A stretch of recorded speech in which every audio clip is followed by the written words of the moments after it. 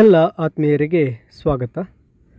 Canara bank CSS ಪೋರ್ಟಲ್ನಲ್ಲಿ checker ಹಾಗೂ ಮೇಕರ್ಗೆ ಹೇಗೆ ಲಾಗಿನ್ ಹಾಗೂ ಹೊಸ ಪಾಸ್ವರ್ಡನ್ನು ಕ್ರಿಯೇಟ್ ಮಾಡಿಕೊಳ್ಳುವುದು. ಇಲ್ಲಿ ಹೊಸ ಪಾಸ್ವರ್ಡನ್ನು ಕ್ರಿಯೇಟ್ ಮಾಡಿಕೊಳ್ಳಲು GIBZ ಲಾಗಿನ್ ಎಂದು ಗೂಗಲ್ನಲ್ಲಿ ಸರ್ಚ್ ಮಾಡಬೇಕಾಗುತ್ತೆ. GIBZ ಅಲ್ಲಿ ಕೆಳಗಡೆ gibz.canarabank.in ಕೆನರಾ ಬ್ಯಾಂಕ್ನ ಒಂದು ವೆಬ್ಸೈಟ್ ಬರುತ್ತೆ. ಆ ಕೆನರಾ ಬ್ಯಾಂಕ್ ವೆಬ್ಸೈಟನ್ನು ಕ್ಲಿಕ್ ಮಾಡಿಕೊಳ್ಬೇಕಾಗುತ್ತೆ. ಇಲ್ಲಿ ಚೆಕ್ಕರ್ ಮೇಕರ್ ಲಾಗಿನ್ ಕ್ರಿಯೇಟ್ ಮಾಡಿ ಹೊಸ ಪಾಸ್ವರ್ಡನ್ನು ಕ್ರಿಯೇಟ್ ಮಾಡಿಕೊಳ್ಳಲು ಈ ವಿಡಿಯೋದಲ್ಲಿ ಸಂಪೂರ್ಣವಾದಂತಹ ಮಾಹಿತಿಯನ್ನು ನೀಡಲಾಗಿರುತ್ತೆ. ಇಲ್ಲಿ ವೆಬ್ಸೈಟ್ ಓಪನ್ ಆದ ತಕ್ಷಣ ಇಲ್ಲಿ ಲೆಫ್ಟ್ ಸೈಡ್ನಲ್ಲಿ SNA/CNA ಲಾಗಿನ್ ಇರುತ್ತೆ. ಈಗ ನಾನಿಲ್ಲಿ ಮೇಕರ್ SDMC ಲಾಗಿನನ್ನು ಮಾಡಿ ತೋರಿಸ್ತೇನೆ.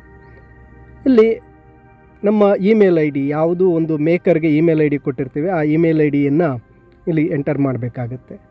ಪಾಸ್ವರ್ಡ್ ಈಗಾಗಲೇ ಈ ಇಮೇಲ್ ID ಹಾಗೂ ಆ ಇಮೇಲ್ ID ಜೊತೆಗೆ ನೀಡಿರ್ತಕ್ಕಂತಹ ಫೋನ್ ನಂಬರ್ಗೆ ಪಾಸ್ವರ್ಡ್ ಬಂದಿರುತ್ತೆ.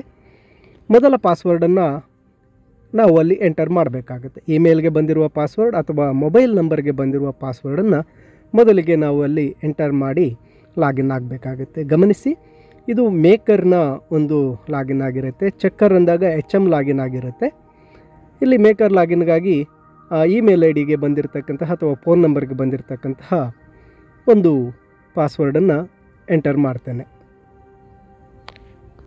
ಈ ಒಂದು ಪಾಸ್ವರ್ಡ್ ಒಂದು ರಿಜಿಸ್ಟ್ರೇಷನ್ ಪಾಸ್ವರ್ಡ್ ಆಗಿದ್ದು ಮೊಬೈಲ್ ನಂಬರ್ ಹಾಗೂ ಇಮೇಲ್ ID ಎರಡಕ್ಕೂ ಸಹ ಬಂದಿರುತ್ತೆ. ಸೇಮ್ ಪಾಸ್ವರ್ಡ್ ಇರುತ್ತೆ. ಆ ಪಾಸ್ವರ್ಡನ್ನು ಎಂಟರ್ ಮಾಡಬೇಕು.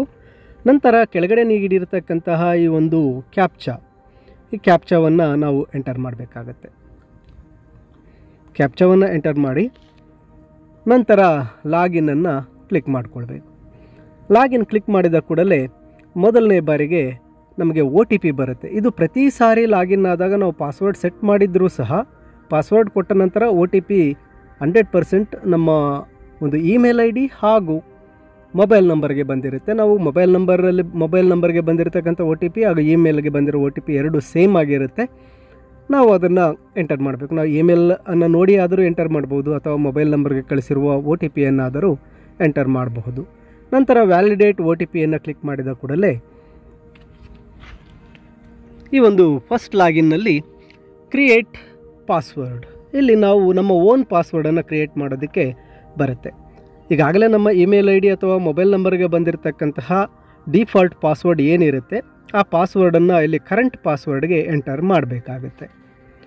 ಇದು ಕರೆಂಟ್ ಪಾಸ್ವರ್ಡನ್ನು ಎಂಟರ್ ಮಾಡಿ ನಂತರ ನಮಗೆ ಬೇಕಾಗಿರ್ತಕ್ಕಂಥ ಒಂದು ಪರ್ಸನಲ್ ಪಾಸ್ವರ್ಡನ್ನು ಎಂಟರ್ ನ್ಯೂ ಪಾಸ್ವರ್ಡಲ್ಲಿ ಹಾಗೂ ಕನ್ಫರ್ಮ್ ನ್ಯೂ ಪಾಸ್ವರ್ಡ್ನಲ್ಲಿ ಎಂಟರ್ ಮಾಡಬೇಕಾಗುತ್ತೆ. ಇದು ಮೊದಲನೇ ಹಂತ ಆಗಿದ್ದು ಪ್ರತಿಯೊಬ್ಬರೂ ಸಹ ಈ ರೀತಿಯಾಗಿ ನಾವು ಈ ಒಂದು ಮೊದಲ ಲಾಗಿನ್ಗೆ ಪಾಸ್ವರ್ಡನ್ನು ಕ್ರಿಯೇಟ್ ಮಾಡ್ಕೋಬೇಕಾಗುತ್ತೆ. ಅದು ಚೆಕ್ಕರ್ ಹಾಗೂ ಮೇಕರ್ ಎರಡಕ್ಕೂ ಸಹ ಮಾಡ್ಕೋಬೇಕಾಗುತ್ತೆ. ಚೆಕ್ಕರ್ಗೆ ಬೇರೆ ಇಮೇಲ್ ID ಇರುತ್ತೆ, ಮೇಕರ್ಗೆ ಬೇರೆ ಇಮೇಲ್ ID ಇರುತ್ತೆ. ನೋಡಿ, ಇಲ್ಲಿ ಸೆಟ್ ಪಾಸ್ವರ್ಡ್ ಅಂತ ಕೊಟ್ಟ ತಕ್ಷಣ ಆ ಪಾಸ್ವರ್ಡ್ ಸೆಟ್ಟಾಗಿ ನಮಗೆ ಬರುತ್ತೆ. ನಾವು ಅದನ್ನು ಸೇವ್ ಮಾಡಿಟ್ಕೋಬೋದು ಪ್ರತಿ ಬಾರಿ. ನೋಡಿ, ಇಲ್ಲಿ ಮೇಲೆ ಕಾಣ್ತಾ ಇದೆ password reset successfully, please click here to login.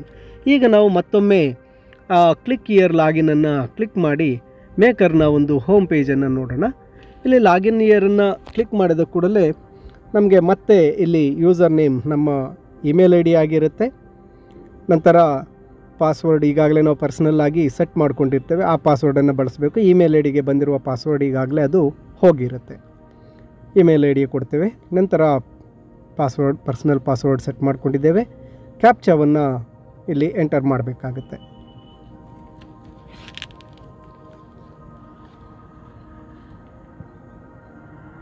ಇಲ್ಲಿ ಕ್ಯಾಪ್ಚಾವನ್ನು ಎಂಟರ್ ಮಾಡಿ ಈಗ ನಾನು ಮತ್ತೊಮ್ಮೆ ಪರ್ಸನಲ್ ಪಾಸ್ವರ್ಡಲ್ಲಿ ಸೇವ್ ಆಗಿತ್ತು, ಆದರೂ ಸಹ ಮತ್ತೊಮ್ಮೆ ಆ ಪರ್ಸನಲ್ ಪಾಸ್ವರ್ಡನ್ನು ನೀಡ್ತಾ ಇದ್ದೇನೆ. ಲಾಗಿನನ್ನು ಕ್ಲಿಕ್ ಮಾಡಬೇಕು.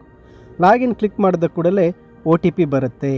ಪ್ರತಿ ಬಾರಿ ನಾವು ಲಾಗಿನ್ ಆದಾಗ OTP ಬರುತ್ತೆ. ಅದು ಚೆಕ್ಕರ್ಗೆ ಆಗಲಿ ಅಥವಾ ಮೇಕರ್ಗೆ ಆಗಲಿ ಪಾಸ್ವರ್ಡ್ ಎಂಟರ್ ಮಾಡಿದ ನಂತರ ಪ್ರತಿ ಸಾರಿಯೂ ಸಹ ಇಮೇಲ್ ಹಾಗೂ ಮೊಬೈಲ್ ನಂಬರ್ ಎರಡಕ್ಕೂ ಸಹ OTP ಬರುತ್ತೆ. ಇಲ್ಲಿ ಬಂದಿರತಕ್ಕಂತಹ OTPಯನ್ನು ಎಂಟರ್ ಮಾಡಬೇಕಾಗತ್ತೆ. OTP ಎಂಟರ್ ಮಾಡಿ ಅಲ್ಲಿ ರೀಸೆಂಟ್ OTP ಇದೆ, ಮತ್ತೊಮ್ಮೆ OTPಯನ್ನು ಕಳಿಸ್ಕೋಬಹುದು ಅಥವಾ ವ್ಯಾಲಿಡೇಟ್ OTPಯನ್ನು ಕ್ಲಿಕ್ ಮಾಡಿದಾಗ ಅದು ಲಾಗಿನ್ ಆಗುತ್ತೆ. ಇಲ್ಲಿ OTP ಎಂಟರ್ ಮಾಡಿರ್ತೇನೆ. ನಂತರ ಕೆಳಗಡೆ ಇರತಕ್ಕಂತಹ ಈ ಒಂದು ವ್ಯಾಲಿಡೇಟ್ OTPಯನ್ನು ಕ್ಲಿಕ್ ಮಾಡಿ ನಾವು ಹೋಮ್ ಪೇಜ್ಗೆ ಲಾಗಿನ್ ಆಗಬಹುದಾಗಿರುತ್ತೆ. ಇಲ್ಲಿ ವ್ಯಾಲಿಡೇಟ್ OTPಯನ್ನು ಕೊಟ್ಟ ತಕ್ಷಣ ಈ ರೀತಿಯಾಗಿ ಬರುತ್ತೆ. ನಾವು ಪ್ರತಿ ಬಾರಿ ಒಂದು ಪಾಸ್ವರ್ಡನ್ನು ಎಂಟ್ರಿ ಮಾಡೋದಕ್ಕೆ ಕಷ್ಟ ಆಗದೇ ಇದ್ದಲ್ಲಿ ಇಲ್ಲಿ ಬೇಕಾಗಿದ್ದರೆ ನಾವು ಅದನ್ನು ಸೇವ್ ಮಾಡಿ ಇಟ್ಕೋಬಹುದು. ಇಮೇಲ್ ID ಹಾಗೂ ಪಾಸ್ವರ್ಡನ್ನು ಸೇವ್ ಮಾಡಿಟ್ಟಾಗ ಲಾಗಿನ್ ಕೊಟ್ಟ ತಕ್ಷಣ ಆಟೋಮೆಟಿಕ್ಕಾಗಿ ಅದು ಸೇವ್ ಆಗುತ್ತೆ. ನೋಡಿ, ಇದು ಮೇಕರ್ ಲಾಗಿನ್ನ ಒಂದು ಹೋಮ್ ಪೇಜ್ ಆಗಿರುತ್ತೆ. ಇಲ್ಲಿ ಹಲವಾರು ಟ್ಯಾಬ್ಗಳಿರುತ್ತೆ. ಇದರಲ್ಲಿ ಮುಂದಿನ ಒಂದು ವಿಡಿಯೋದಲ್ಲಿ ಹೇಗೆ ಬಿಲ್ ಪ್ರೋಸೆಸ್ಸನ್ನು ನಾವು ಈ ಮೇಕರ್ನಲ್ಲಿ ಸ್ಟಾರ್ಟ್ ಮಾಡ್ತೇವೆ, ಹೇಗೆ ನಾವು K2ನಲ್ಲಿ ಸೂಪರಿಂಟೆಂಡೆಂಟ್ ರೋಲ್ ಅಥವಾ ಕೇಸ್ ವರ್ಕರ್ ರೋಲ್, ಸೂಪರಿಂಟೆಂಡೆಂಟ್ ರೋಲಲ್ಲಿ ಹೇಗೆ ಬಿಲ್ಗಳನ್ನು ಪ್ರೊಸೆಸ್ ಮಾಡ್ತೀವಿ, ಹಾಗೆ ಇಲ್ಲಿ ಮೇಕರ್ ಅಂದಾಗ ಇದು ಕೇಸ್ ವರ್ಕರ್ ರೋಲ್ ಆಗಿರುತ್ತೆ. ಬಿಲ್ ಪ್ರಿಪ್ರೇಷನ್ ಮತ್ತು ರೆಸಿಪೆಂಟ್ ID ಕ್ರಿಯೇಟ್ ಮಾಡುವ ಹಾಗೆ ಇಲ್ಲಿ ಒಂದು ವೆಂಡರ್ ಒಂದು ರಿಜಿಸ್ಟ್ರೇಷನ್ ಮಾಡ್ತಕ್ಕಂಥದ್ದು ಎಲ್ಲವೂ ಸಹ ಈ ಮೇಕರ್ ರೋಲ್ನಲ್ಲಿ ಆಗಿರುತ್ತೆ. ನಾನು ಮುಂದಿನ ವಿಡಿಯೋದಲ್ಲಿ ವೆಂಡರನ್ನು ಯಾವ ರೀತಿ ರಿಜಿಸ್ಟ್ರೇಷನ್ ಮಾಡಬೇಕು, ಹಾಗೆ ಬಿಲ್ಲುಗಳನ್ನು ಯಾವ ರೀತಿ ನಾವು ಮಾಡಬೇಕು ಅಂತಕ್ಕಂಥದ್ದನ್ನು ಮುಂದಿನ ವಿಡಿಯೋದಲ್ಲಿ ತಿಳಿಸ್ಕೊಡ್ತೇನೆ. ನೋಡಿ, ಇಲ್ಲಿ ಇದು ಮೇಕರ್ ಒಂದು ಹೋಮ್ ಪೇಜ್ ಆಗಿದ್ದು, ಹೋಮ್ ಪೇಜ್ನಲ್ಲಿ ನಮಗೆ ಬಂದಿರತಕ್ಕಂತಹ ಅನುದಾನ ಎಲ್ಲವೂ ಸಹ ಇಲ್ಲಿ ಕಾಣಿಸುತ್ತಾ ಇರುತ್ತೆ. ನೋಡಿ, ಈ ಒಂದು ಹೋಮ್ ಪೇಜ್ನಲ್ಲಿ ಮೇಕರ್ಗೆ ಸಂಬಂಧಿಸಿರ್ತಕ್ಕಂಥ ಎಲ್ಲ ಮಾಹಿತಿ ಇರುತ್ತೆ. ಮುಂದಿನ ವಿಡಿಯೋದಲ್ಲಿ ಆ್ಯಡ್ ವೆಂಡರ್ ಹಾಗೆ ಬಿಲ್ ಮಾಡ್ತಕ್ಕಂಥ ಸಂಪೂರ್ಣವಾದಂತಹ ಮತ್ತೊಂದು ವಿಡಿಯೋನ ನಾನು ನಿಮಗೆ ಮಾಡ್ತೇನೆ. ಹಾಗೆ ಲರ್ನ್ ಈಸಿಲಿ ಚಾನಲ್ಗೆ ಸಬ್ಸ್ಕ್ರೈಬ್ ಮಾಡ್ಕೊಳ್ಳಿ. ಮುಂದಿನ ವಿಡಿಯೋಗಳನ್ನು ಮಿಸ್ ಮಾಡ್ಕೋಬೇಡಿ ಅಂತ ತಿಳಿಸುತ್ತಾ ಎಲ್ಲರಿಗೂ ಧನ್ಯವಾದಗಳು.